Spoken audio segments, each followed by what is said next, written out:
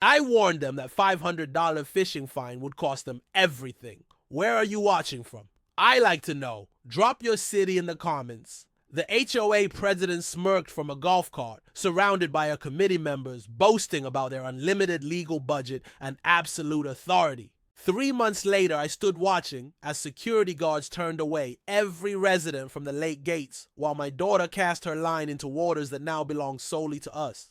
What the Homeowners Association never bothered to research was that their precious lake wasn't actually theirs to control. It was a distressed asset owned by a bankrupt developer desperate for cash.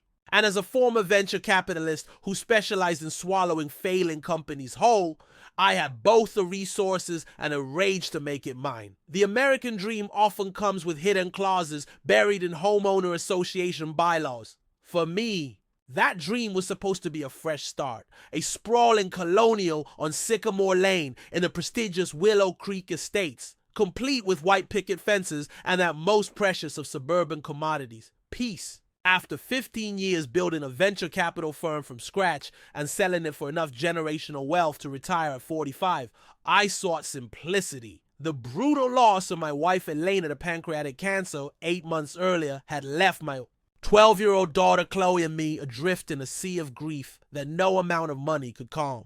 We needed quiet, we needed normalcy, we needed a place where the only memories would be the ones we chose to make. Willow Creek Estates presented itself as that sanctuary. Manicured lawns stretched toward identical mailboxes standing at perfect attention. The air carried the sweet scent of freshly cut grass mingled with the whisper of automated sprinklers hissing to life at precisely 6 p.m. every evening. The development curved around a crown jewel, a pristine spring-fed 20-acre lake, its surface reflecting the expensive homes that bordered its shores.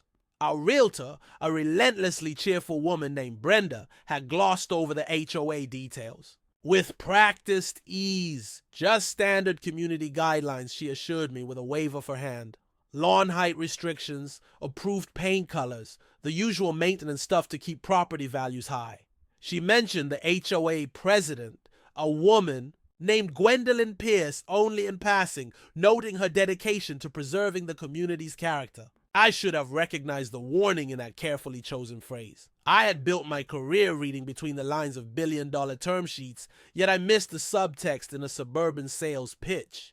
The house itself was perfect, a 4-bedroom, with a wraparound porch that overlooked the lake, a kitchen Elena would have loved, and a backyard where Chloe might eventually feel safe enough to laugh again. We moved in during the golden days of late September, the trees beginning to blush with autumn fire. For the first few weeks, the rhythm was soothing. The gentle lapping of lake water against our private dock became our daily meditation. Chloe, who had retreated into a shell of silence since her mother's passing, began to emerge tentatively.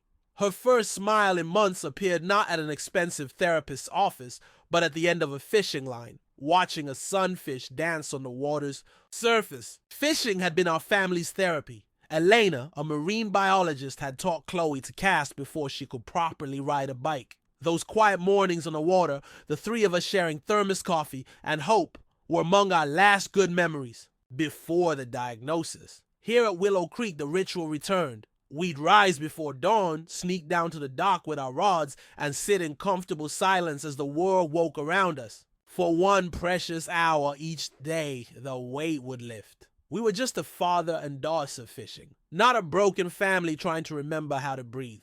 The neighborhood itself seemed placid, almost unnervingly so. Residents nodded politely from their luxury cars, but rarely stopped to talk. Golf carts piloted by retirees and visors puttered along the immaculate roads. Everything felt curated, controlled, perfect. I noticed small things. The absolute uniformity of holiday decorations. The way every trash can disappeared from sight by 8:01 a.m. on collection days. The identical wreaths that appeared on every door the 1st of December. It was a community of pristine surfaces. And I was too wrapped in my own grief to wonder what lay beneath. Gwendolyn Pierce remained a distant figure those first weeks. a silver-haired woman I occasionally saw inspecting rose bushes with a critical eye or holding court at the community mailboxes. She carried herself with the air of a minor monarch, trailed often by two other women who I would later learn comprised her unofficial enforcement committee. They moved through the neighborhood not as residents but as proprietors. I dismissed. It is the harmless eccentricity of suburban power dynamics. I had faced down hostile boardrooms and corporate raiders. How threatening could a homeowners association possibly be? The answer arrived on a crisp October morning, wrapped in the innocuous guise of a cream-colored envelope slipped into our mailbox. It was the first crack in the perfect facade, the first whisper of the war to come. The envelope felt heavier than its contents warranted. Thick premium linen paper with Willow Creek Estates Homeowners Association embossed in discreet Navy script on the flap. No return address was necessary. Everyone knew where the HOA's directives originated. Inside, on equally impressive stock, a letter began with cold formality. Dear resident, it read, though the tone suggested subject would have been more appropriate. It cited violation code 14C subsection 3, unauthorized aquatic activity. The fine was $500, payment due within 14 days. Chloe watched my face as I read it at the kitchen island, her cereal spoon hovering halfway to her mouth. What's wrong, Dad? Her voice still carried that fragile quality that acquired in hospital waiting rooms. Nothing, sweetheart. Just some neighborhood paperwork. I forced a smile that felt brittle on my face, but the cold anger was already coiling in my stomach. Unauthorized aquatic activity. They meant fishing, our fishing, the one thing that had begun to heal my daughter. I decided to handle it reasonably. This was clearly a misunderstanding. Perhaps the realtor had been mistaken about lake permissions. Maybe we'd missed a community meeting. I dressed in what I called my reasonable man costume, khakis and a button-down shirt, and walked to the HOA management office, a quaint cottage near the community entrance that belied the power it wielded. Gwendolyn Pierce herself presided behind a large oak desk that seemed better suited to a corporate CEO than a neighborhood volunteer. The office was meticulously organized, awards from various landscaping competitions displayed on the walls alongside framed architectural renderings of Willow Creek Estates. She looked up as I entered, her smile not reaching her eyes. Mr. Evans! She didn't ask me to sit. I suppose you're here about a notice. Her voice was cool, precise, each word measured and placed like a stone in a wall. There seems to be a mistake. I began, keeping my tone deliberately light. My daughter and I were fishing off our own dock. The realtor specifically told us. Gwendolyn cut me off with a wave of her hand that dismissed 15 years of my professional accomplishments. The recreational use agreement was amended last month. Fishing is now prohibited due to environmental concerns and resident complaints. She slid a sheet of paper across the desk. The amendment, complete with official stamps and signatures. The notification was emailed to all residents on September 15th. I checked my emails, including spam. Nothing. I never received anything. Her smile tightened. We are not responsible for residents who neglect their community communications. The rule is for the greater good of Willow Creek. It protects our property values and maintains our standards. But we're not hurting anything, I protested, feeling the reasonable man costume beginning to fray. We practice catch and release. We clean up thoroughly. It's important to my daughter. Gwendolyn's eyes flickered over my shoulder, and I realized she was looking past me, out the window toward my house. Her expression shifted into something colder, something that looked uncomfortably like triumph. This isn't a public park, Mr. Evans. This is a premier community. People here have certain expectations. They don't want to see. She paused, searching for the right word. Activity that diminishes our aesthetic appeal, or the implication hung in the air between us. Our activity, our fishing, our grief, they diminished her aesthetic appeal. The fine stands, she said, turning back to her computer screen. Consider this your official notification, and I suggest you familiarize yourself with the full covenant. There are consequences for non-compliance. I left the office with the heat of humiliation burning my ears. The encounter had been designed to make me feel small, like a misbehaving child summoned to the principal's office. But beneath the humiliation, something else stirred, the old instinct that had served me so well in business. The instinct that recognized when someone wasn't just enforcing rules, but playing a different game entirely. That afternoon, I did what I should have done before buying the house. I poured a whiskey I didn't want and opened the digital portal to the Willow Creek Estate's covenants, conditions, and restrictions. The document was a masterpiece of bureaucratic oppression. 92 pages of densely worded regulations governing everything from the species of shrubbery permitted to the acceptable wattage of porch lighting. I skimmed the obvious stuff, my eyes glazing over until I reached section 14, common area usage. And there I found it. The lake wasn't classified as a common area. It was listed as a limited recreational amenity. The distinction seemed minor until I cross-referenced the definition section. Common areas were owned and maintained by the HOA. Limited recreational amenities were subject to separate agreements with third-party owners. The HOA didn't own the lake. They just managed access to it. The discovery felt like finding the first loose thread on a tightly woven sweater. I pulled, and the entire story began to unravel. Property records available online confirmed it. The lake and a generous buffer of shoreline was still owned by the original developer, Cedar Grove Properties. The HOA had a recreational easement, a lease essentially, or that granted residents access under specific terms. Terms that could be changed or terminated. That evening from my office window, I watched Gwendolyn Pierce host a cocktail party at the lake's ornamental gazebo. Laughter carried across the water as 24 residents clinked glasses, the scene illuminated by tasteful lanterns. The environmental concerns and resident complaints apparently didn't apply to everyone. The hypocrisy was breathtaking, but it was the personal nature of the attack that solidified my resolve.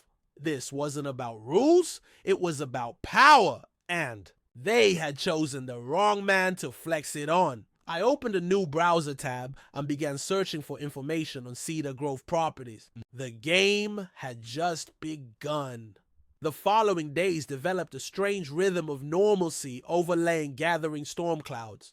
Chloe, sensing my tension, asked if we could still go to the dock even if we couldn't fish. Just to sit, she said, her eyes too old for her 12 years. So we did.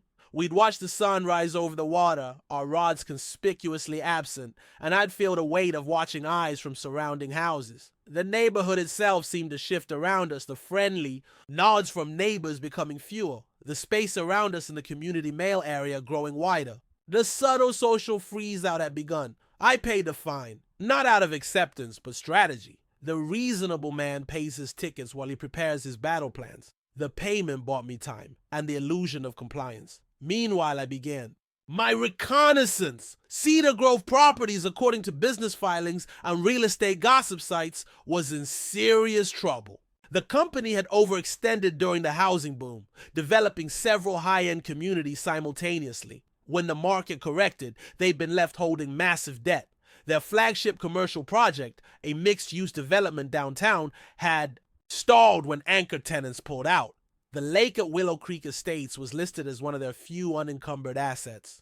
My professional instincts tingled. This was a distressed seller situation. The perfect prey for someone with liquid capital. I was considering how to approach them when I received an unexpected ally. Arthur Jenkins lived 3 houses down, a retired history professor with a magnificent white beard and a passion for heirloom tomatoes. I found him struggling with a bag of mulch at the end of his driveway one afternoon and stopped to help. Our conversation started with gardening but quickly turned to the HOA. You've met our Queen Gwendolyn, he said with a dry chuckle that turned into a cough. She's quite something, isn't she? His tone was light, but his eyes were serious. He invited me in for iced tea, and within minutes I was looking at a meticulously organized binder filled with HOA correspondence, violation notices, and meeting minutes going back 5 years. You're not her first target, Arthur explained, handing me a glass. She has a particular talent for identifying who might challenge her authority and moving to neutralize them early. He showed me notices he'd received, fines for a bird feeder that was 2 inches too large, for leaving his garbage can visible 15 minutes past the approved retrieval time, for the unacceptable fading of his welcome mat. It's never about the mat, he said softly. It's about the message. The message was clear. Conform or be punished. Arthur introduced me to others who had felt the sharp edge of Gwendolyn's rule. There was Maria Flores, who received a violation for her children's sidewalk chalk art. David Chen, fined for an unauthorized vegetable garden in his backyard. An elderly couple, the Wallaces, who were forced to remove a ramp installed for Mr. Wallace's wheelchair because it violated aesthetic guidelines. The pattern was unmistakable. The rules weren't applied evenly. They were weapons, and Gwendolyn wielded them with surgical precision against anyone who represented a threat, whether real or imagined, to her control. The fishing ban, Arthur believed, was likely a pretext. Gwendolyn had been pushing for years to redevelop the lake area, to make it more exclusive, less of a common resource, more of a private amenity for the inner circle. She wants to put in a members-only clubhouse, he confided. Reduce public access, maybe even build a few luxury cottages on the shoreline. The fishing ban was probably the first step, making the lake seem underutilized, problematic, creating a justification for change. This wasn't just petty tyranny. This was real estate strategy. The following week, the second notice arrived. This one cited violation 2023 to B, non-conforming storage structure. The offending structure was our small wooden storage bench on the dock where we kept life jackets and fishing tackle. The bench that had been there when we bought the house. The fine was another $250. When I went to the HOA office to contest it, citing its pre-existing status, Gwendolyn produced a photograph taken the week before we moved in. The bench was visible, but empty. The violation, she explained with glacial patience, wasn't for the bench itself, but for its current use. Storing recreational equipment visible from the water violated the community's visual purity standards. It was like arguing with a casino dealer. The house always held better cards. I received 2 more notices that week. One for my car being parked in my own driveway overnight instead of the garage. A temporary situation while I organized storage. Another for an unauthorized potted plant on my front porch. The plant was a geranium. The same geraniums half the street had on their porches. The harassment was escalating, becoming more personal, more brazen. One evening, I found Chloe crying in her room. Some girls at school said we're going to get kicked out, she whispered. That the HOA can take your house if you don't follow the rules. I held her, my anger cooling into something harder, more determined. They had moved from targeting me to frightening my child. That night, after Chloe was asleep, I made 2 phone calls. The first was to a discreet private investigator I'd used for corporate due diligence. I needed to know everything about Gwendolyn. Pierce, her finances, her connections, her weaknesses.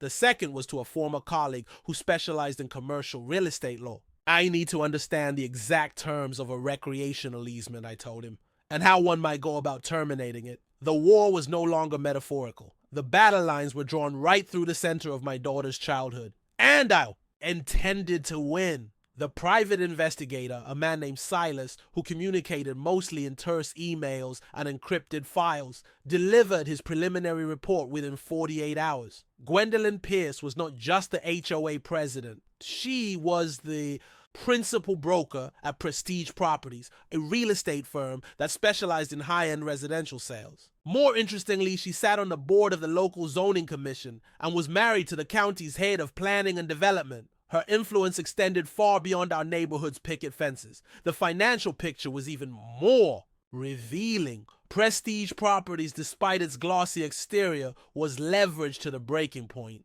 Gwendolyn had taken out multiple loans against her personal assets and business lines of credit. She was, in financial terms, swimming naked. And the tide was going out. Silas had also uncovered a pattern of property acquisitions around Willow Creek Estates. Over the past 3 years, 4 homes had been sold under duress. Families facing sudden job transfers, medical issues, or other emergencies. All 4 properties were purchased by shell corporations with opaque ownership. 2 of those homes had already been flipped for significant profit after minor cosmetic updates. The third was currently listed as a model home for Prestige Properties. The 4th sat empty. It didn't take a forensic accountant to connect the dots. Gwendolyn was using her HOA position to pressure homeowners, then her real estate company to acquire their properties at discount prices. The lake was likely her next target, the crown jewel that would cement her control and provide a financial windfall she desperately needed. My real estate attorney friend Mark confirmed my suspicions about the easement. The HOA's recreational agreement with Cedar Grove Properties was indeed set to expire in 11 months. More importantly, it contained a termination clause that could be triggered by either party with 90 days notice under specific conditions, including failure to maintain the property to agreed environmental standards. Mark, I asked, looking out at the lake where a family of ducks glided serenely. Hypothetically, if someone were to acquire the lake property from Cedar Grove, what would that mean for the HOA's access? On the other end of the line, I heard the smile in his voice. It would mean that someone could write their own rules, or charge one hell of an access fee. The pieces were falling into place with terrifying clarity. Gwendolyn's sudden fishing ban, her aggressive enforcement, her financial pressure. It was all a calculated campaign to devalue the lake as a community asset, to make residents resent it, to see it as a problem rather than a privilege. Then, when the easement expired, she could position herself as the savior, acquiring the lake at a bargain price through one of her shell companies and redeveloping it into something more exclusive, more profitable. My $500 fishing fine wasn't personal pettiness. It was the opening move in a multi-million-dollar real estate play. I was just collateral damage. The realization should have felt overwhelming. Instead, it felt like coming home. This was a language I understood. Leverage, strategy, acquisition.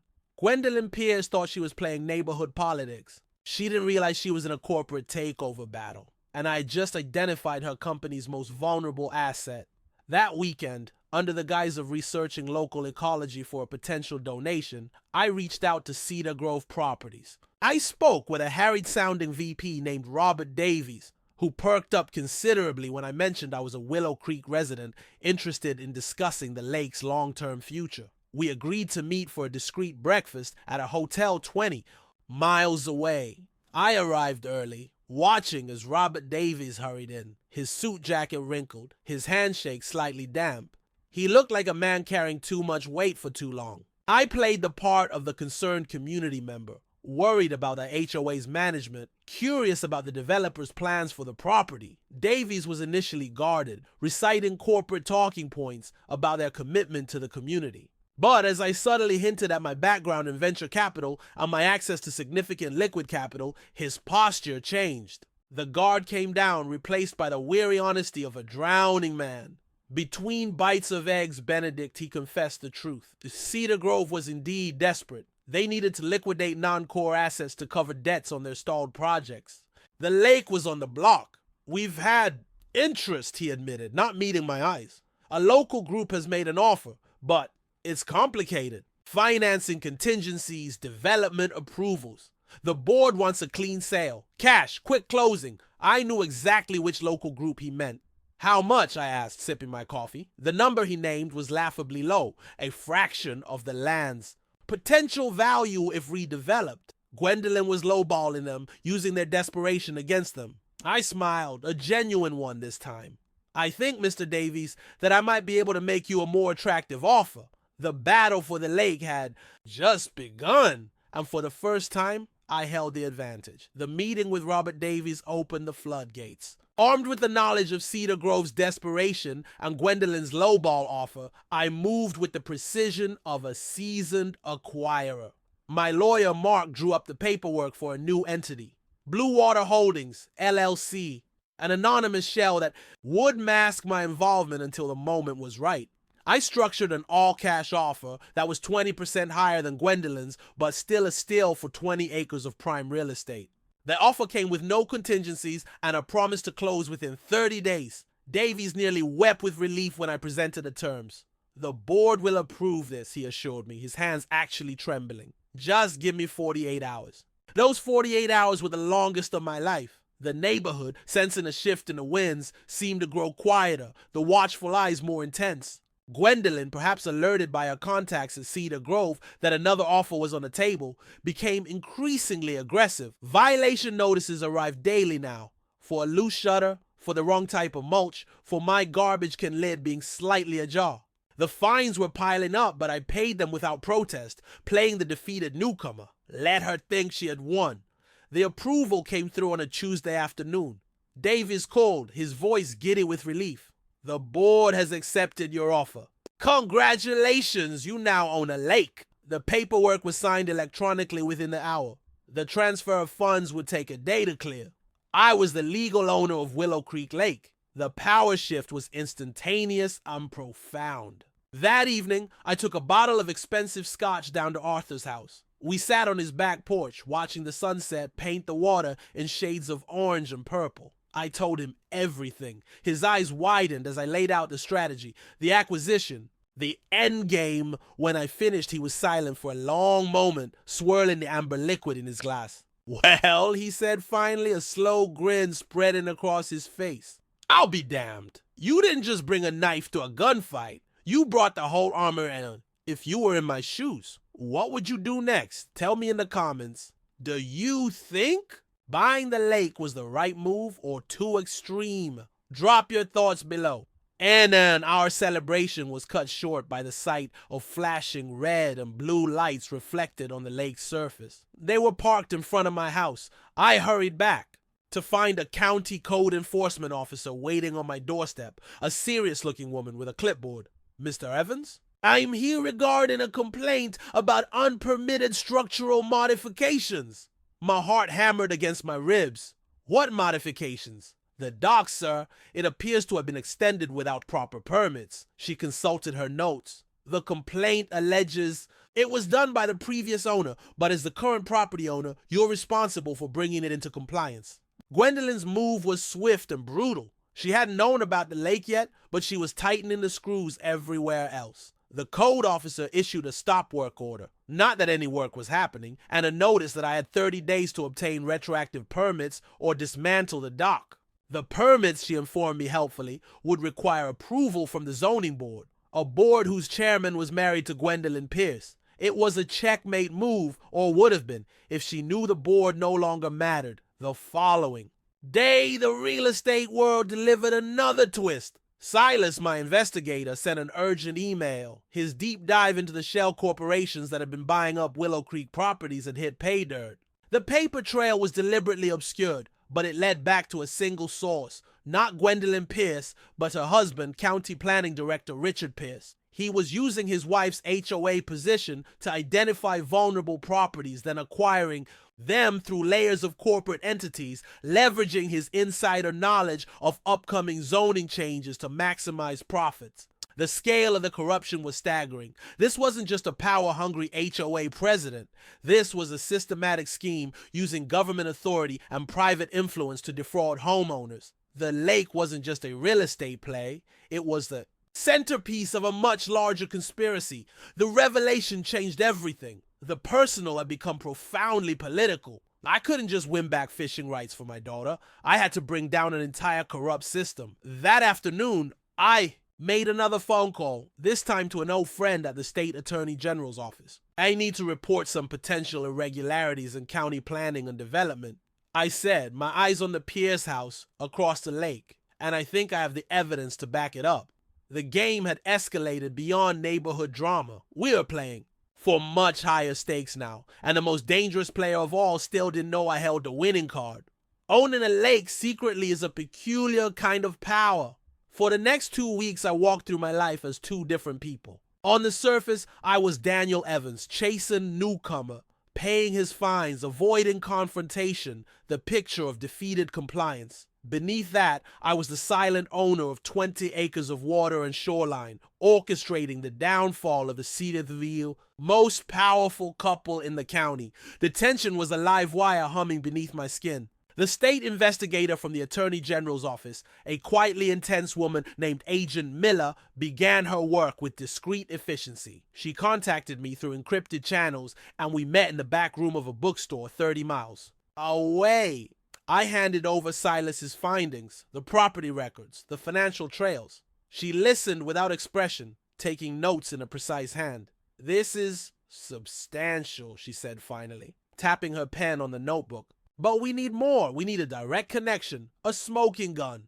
Meanwhile, Gwendolyn's campaign against me intensified. Perhaps sensing that her usual tactics weren't having the desired effect, she escalated. I received a formal notice summoning me to an HOA disciplinary hearing. The charges: chronic noncompliance and conduct detrimental to community harmony. The potential consequences included liens on my property and even forced sale. It was an unprecedented move, even for her.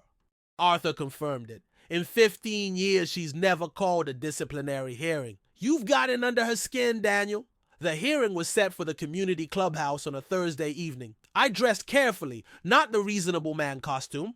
This time, but a dark suit I hadn't worn since my corporate days. The armor of battle. The clubhouse was full when I arrived. Apparently, my humiliation was to be a public spectacle. Gwendolyn sat at the head table with her 2 committee members, all 3 women dressed in variations of the same navy blue outfit like a uniform.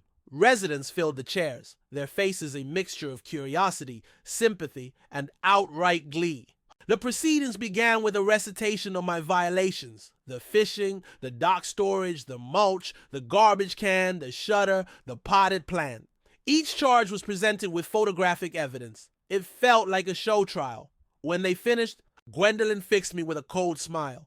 Mr. Evans, do you have anything to say in your defense? I stood slowly, smoothing my tie. I do, actually. I reached into my briefcase and pulled out a single sheet of paper. I'd like to enter into evidence this email, sent from your account to Robert Davies at Cedar Grove Properties, dated September 10th. The room went utterly silent. Gwendolyn's smile didn't falter, but her eyes narrowed. I don't see what that has to do with...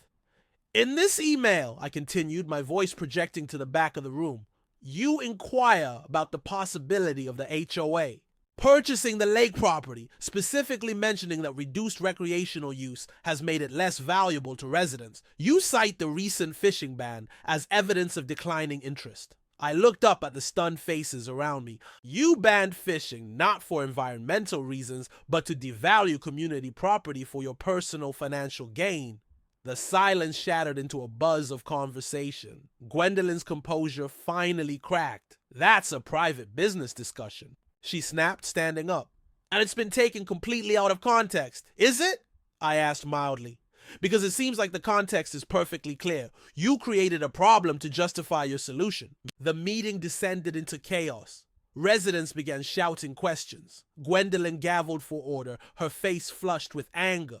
This hearing is adjourned, she announced. Mr. Evans, you will hear from our lawyer regarding this invasion of privacy. I left the clubhouse with a buzz of conversation following me out the door. I had thrown the first punch publicly. The battle was now in the open. The retaliation was swift and brutal. The next morning, I found a notice taped to my front door from the county planning department. My dock was to be dismantled immediately, due to safety concerns. No 30-day grace period, no permit process, immediate compliance required.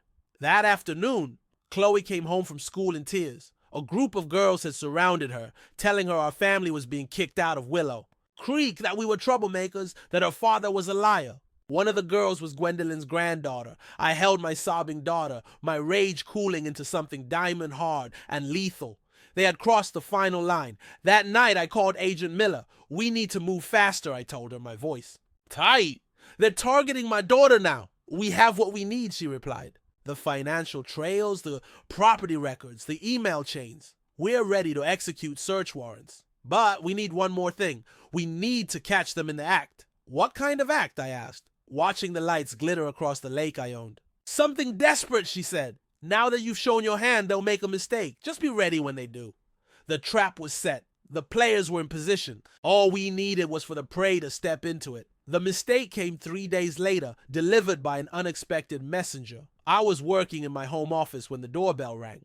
On my doorstep stood Sapphira Duskin, one of the women who had sat beside Gwendolyn at the disciplinary hearing. She looked nothing like the poised committee member from that night. Her eyes were red-rimmed, her hands twisting together nervously. "May I come in?" she asked, her voice barely above a whisper. I hesitated, then stepped aside. She followed me to the kitchen, refusing tea, refusing to sit. "I need to tell you something," she said, her words coming in a rushed whisper. "But if Gwendolyn finds out I was here, she'll ruin me. I know about the lake," she continued before I could respond. "'Bout you buying it. Everyone's talking about it since the meeting. The thing is," she took a shaky breath, "the thing is you're not the only one she's been trying to cheat. She told me my flower shop lease wouldn't be renewed if I didn't vote. Her way, on the board. She's been doing it for years, using her position to pressure people. But it's worse than that. Much worse." Sapphira explained that Gwendolyn and her husband had been running a sophisticated operation for nearly a decade. Richard Pierce would identify properties slated for rezoning or development, information he accessed through his county position.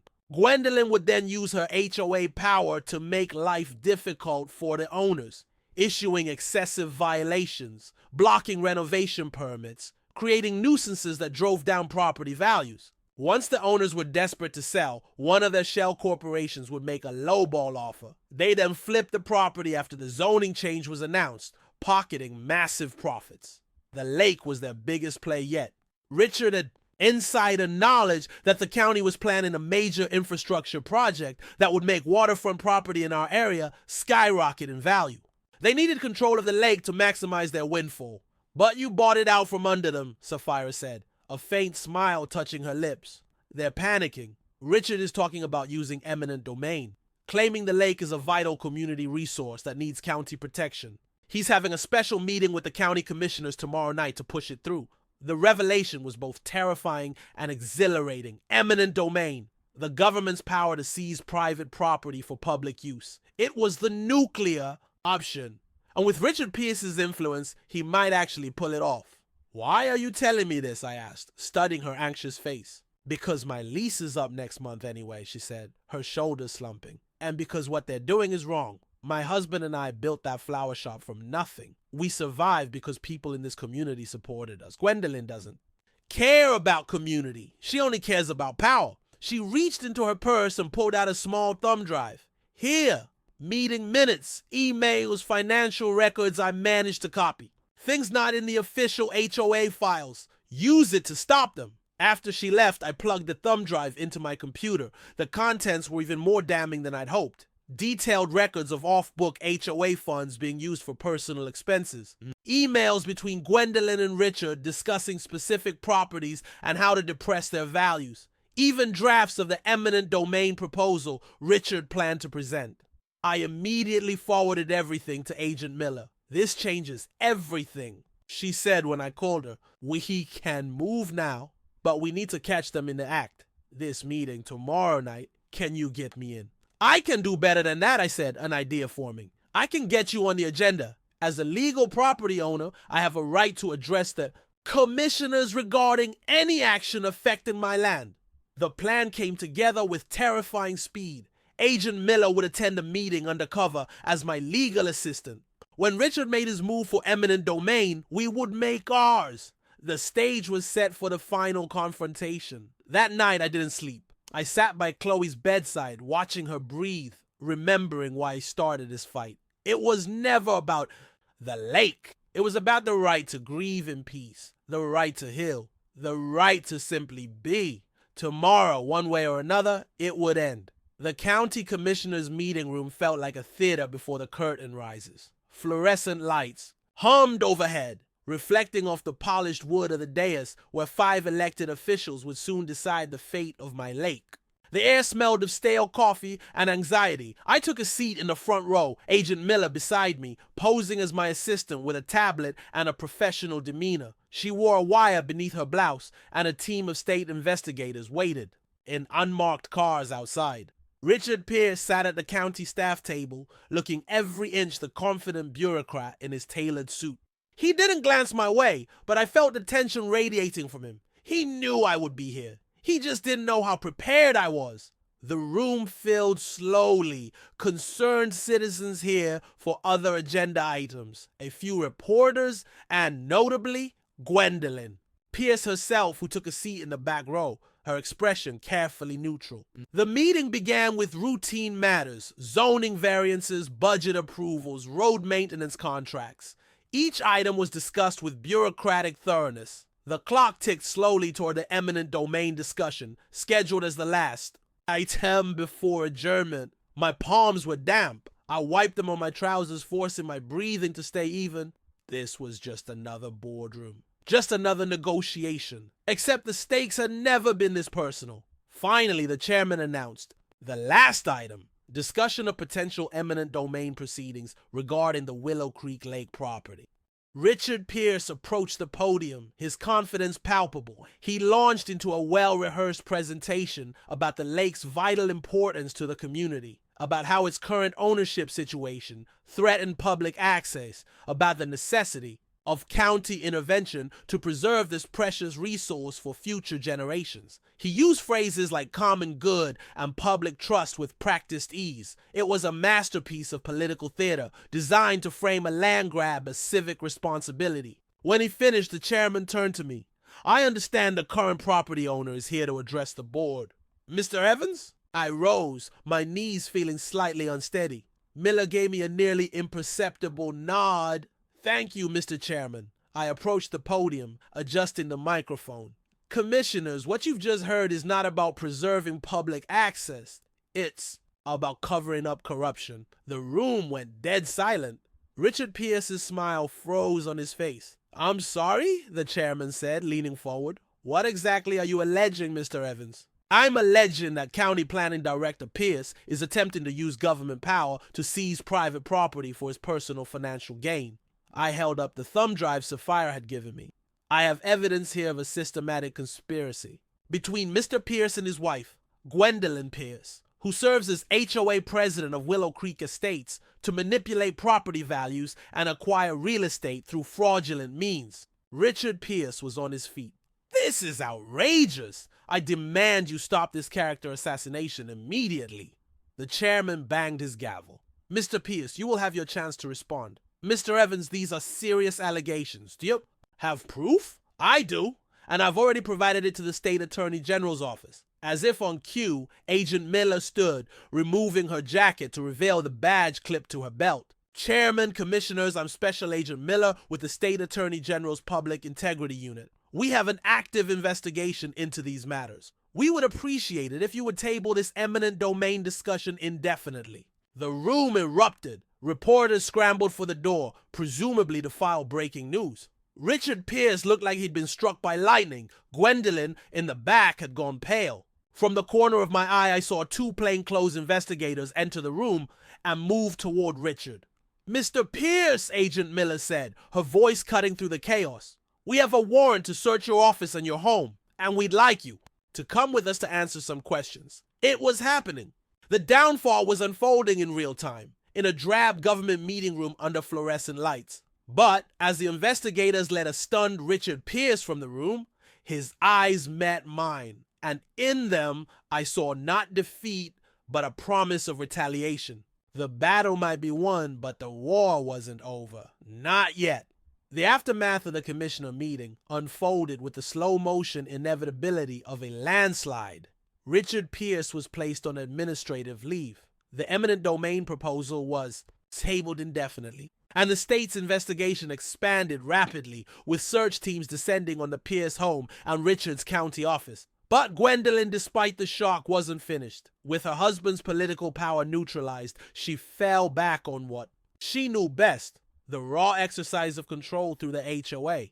The morning after the meeting, I woke to find my property surrounded, not by protesters or police, but by Gwendolyn's most loyal supporters, a dozen residents holding signs that read, "Respect our rules" and "Willow Creek against corruption." They formed a picket line along the sidewalk in front of my house, their faces set in expressions of righteous anger. They didn't shout or cause a disturbance. They just stood there, a silent, accusing presence. Chloe saw them from her window and started to cry. "Dad, what are they doing? Are they going to hurt us?" "No, sweetheart," I assured her, my blood boiling. They're just trying to scare us. It won't work." But it was working. The psychological warfare was taking its toll.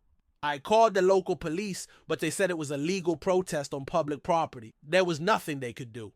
Later that day, the official notices started arriving. The HOA was levying a special assessment against my property, $50,000 for legal fees incurred defending against my baseless allegations. Another notice informed me that my voting rights within the HOA had been suspended pending investigation. A third cited me for creating a hostile living environment. The machinery of oppression was grinding into motion, and I was the grain beneath, the wheel.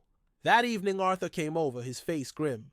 He'd been called before an emergency HOA board meeting and threatened with expulsion if he continued associating with me. "They're circling the wagons, Daniel," he said, accepting the whiskey I offered. "Gwendolyn still has plenty of supporters. People who believe her version of events. People who are afraid of her. We need to change the narrative. We need to show them what's really at stake. The idea came to me fully formed, as the best ones often do. If they wanted a show of force, I would give them one, but it would be on my terms. The next day was the 4th of July. Willow Creek Estates always hosted a massive lakeside celebration. Fireworks, picnics, music. It was the social event of the year, and everyone would be there, including Gwendolyn, who would undoubtedly use the occasion to reinforce her position as community leader. I spent the day preparing. I hired private security, professional, discreet, men in uniforms that simply said lake management. I had new signs made and installed around the lake's perimeter. Private property, no trespassing. Violators will be prosecuted. And I waited. As the sun began to set, families started gathering around the lake, spreading blankets, setting up chairs. The atmosphere was festive, with children running and sparklers dancing in the twilight. Gwendolyn held court near the gazebo, surrounded by admirers playing the martyred heroine. Then, precisely at 7 p.m., as the first fireworks were about to begin, my security team moved into position. They didn't make a scene. They simply took up stations at every access point to the lake, their presence calm but unmistakable. A few minutes later, I arrived. Dressed not in battle armor, but in jeans and a polo shirt. I carried a portable amplifier. "May I have your attention, please?" My voice, amplified, cut through the festivities. The crowd turned, their expressions curious at first, then alarmed as they recognized me. "As many of you know," I began, my voice calm and measured, "there's been some disagreement recently about the lake and its management." I held up a document. "This is the deed to Willow Creek Lake. I purchased it from Cedar Grove Properties last month. It is legally and unequivocally my private property." The crowd murmured, uneasy. Gwendolyn started toward me, her face a mask of fury. "You can't do this! This is our community event." "Actually, Gwen, I can," I said, my voice still calm. "The HOA's recreational easement was terminated effective 6 p.m. today due to multiple violations of the maintenance agreement." I gestured to the security team. "These gentlemen are here to ensure everyone leaves the premises peacefully." "You have 15 minutes. The crowd erupted into shouts and protests. "This is outrageous. You can't kick us out of our own lake." Gwendolyn seized the moment, playing to her audience. "See? This is what I've been trying to protect you from. An outsider coming in and destroying our community." I let the outrage build for a moment, then raised the amplifier again. "I'm not destroying the community. I'm saving it from the person who really has been destroying it for years." I turned to Gwendolyn. "How much did you offer Cedar Grove for the lake, Gwen? 300,000? And how much were you going to sell the waterfront lots for after? You got the zoning changes your husband arranged? $500,000 each?" The crowd fell silent, all eyes turning to Gwendolyn. Her face went from red to white. "That's a lie. You have no proof." "I have all the proof," I said quietly. "And so does the Attorney General." As if on cue, 2 state investigators emerged from the crowd, their badges visible. Mrs. Pierce, one of them, said, "We need you to come with us." The fall was swift and absolute. As Gwendolyn was led away, the crowd stood in stunned silence, the truth dawning slowly. The fireworks began then, bursting overhead in showers of red, white, and blue, illuminating the faces of my neighbors as they realized they'd been instruments in their own oppression. I looked at their shocked expressions, at the children confused by the sudden adult drama, at the lake shimmering under the patriotic display. The victory should have felt sweet. Instead, it felt necessary and incomplete. The aftermath unfolded with the clean efficiency of a well-executed business deal. Richard Pierce resigned from his county position before he could be fired, then faced indictment on multiple counts of corruption, fraud, and abuse of power. Gwendolyn's legal troubles were equally substantial: embezzlement from HOA funds, witness intimidation, conspiracy.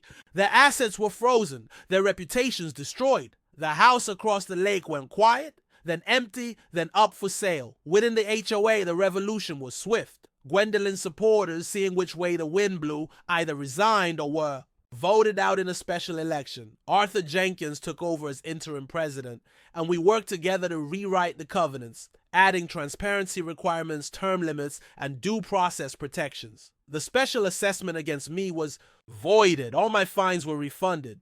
The lake's future was the final piece. I could have kept it, become the kind of absolutist I'd fought against. Instead, I established the Elena Rose Conservation Trust, named for my wife, and transferred ownership to it. The trust guaranteed permanent community access while protecting the lake from development. The fishing ban was lifted. The first community fishing day was held on what would have been Elena's birthday. Dozens of children, including Chloe, lined the shores, their laughter echoing across the water. It was the sound of healing. Chloe still sometimes wakes from nightmares about the picketers, about the girls at school who called her names. Healing isn't linear, but most days now I find her down at the dock, her fishing line in the water, a smile on her face. That's victory enough. As for me, I declined offers to run for HOA president or any other position of power. I'd had enough of governance. Instead, I started a foundation that helps other families fighting abusive HOAs, providing legal resources and strategic advice. The Willow Creek model of reform has been adopted by a dozen other communities. Sometimes justice isn't about winning. It's about changing the game so nobody else has to lose. The HOA president's golf cart sits unused in her empty garage. The lake gates stand open, and every morning my daughter and I watch the sun rise over water that belongs to everyone and no one all at once. They never took down the private property. Signs, though, a reminder that some battles leave permanent marks and that peace once won must be vigilantly protected.